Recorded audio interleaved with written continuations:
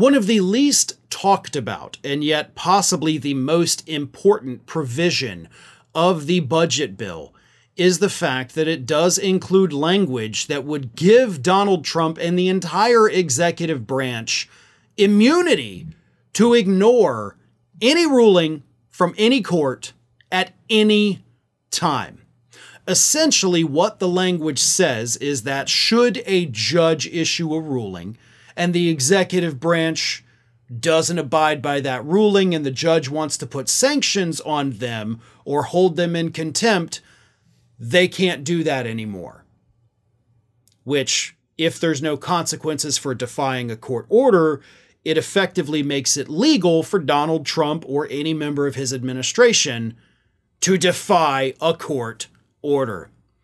I'll get to more of that in just a moment, but first, a quick word from today's video sponsor. For weeks now, all we've heard is how Trump's beautiful bill will slash Medicaid. But almost nobody is talking about what his MAGA loyalists slipped into this bill.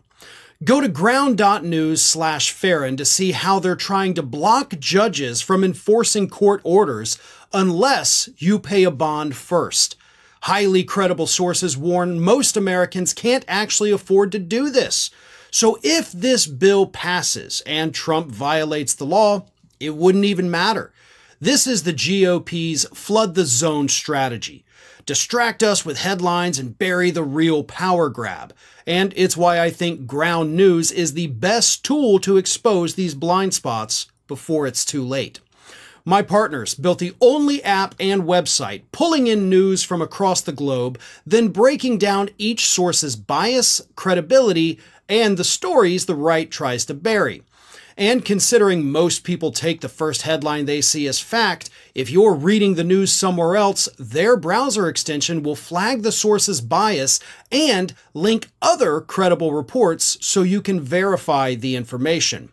Ground News is a better version of how we're already staying informed.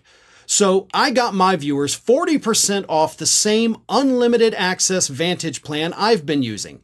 That's $5 per month when you go to ground.news/Farron, scan my QR code, or click the link in the description. With at least another 4 years of this, they're counting on you to be distracted. This app is how you stay focused.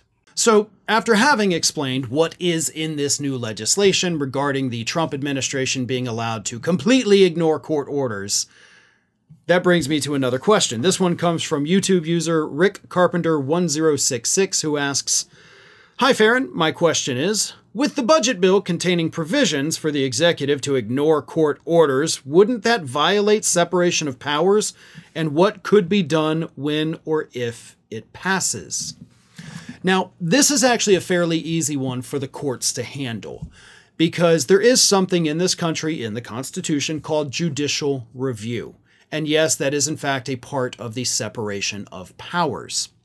So what judicial review means is that if Congress or, a state legislature, whoever, passes a law, the courts do have the authority and the ability given to them by the U.S. Constitution to determine whether or not that law is in fact even legal.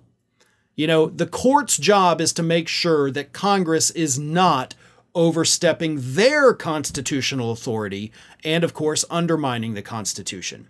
I'll give you an example of that. If, say, Congress passed a law saying guns are illegal forever, the courts would immediately be like, yeah, you can't do that. Yeah, you're a body of the government, but just because you want to do that doesn't mean you can. We have an amendment to the Constitution that says shall not be infringed. So no, your law banning all guns is immediately unconstitutional. Law is thrown out. That's judicial review. So with this clause in the bill saying, nope, the administration cannot be held accountable for defying court orders, Congress does not have the authority to limit the authority of the court system. So the way to undo it, of course, will be if this law passes with this passage in there, immediately file a lawsuit saying, hey, this is unconstitutional. Congress cannot dictate who the courts can or cannot punish. That one's probably going to go to the Supreme Court because Congress doesn't want to be overturned. Trump doesn't want to be overturned. And the Supreme Court is most likely, even with their conservative majority, going to say, no, you can't do that. You don't have the authority in the Constitution to limit the constitutional authority of the court system. Struck down. Now, whether or not that strikes down the entire law, or if they say just that part of it is not enforceable, that'll remain to be seen at the time. I typically don't think they're going to strike down the entire budget bill, but it would be absolutely hilarious if they did. But I do think this provision in the bill is one that would immediately, without question, one, be challenged, and two, be immediately struck down by the courts. I think you'd be hard-pressed to find any court in the country willing to limit their own power, similar to how we're never going to get Congress to vote to give themselves term limits because people typically don't like to limit their own power. Thanks for watching today, everybody. And don't forget, if you're not already, please do subscribe to this channel. We have fresh content going up every single day, and I would really hate for you to miss out on that. And speaking of missing out, if you're not following me across all other social media outlets, then get on it. You can follow the links in the description of this video.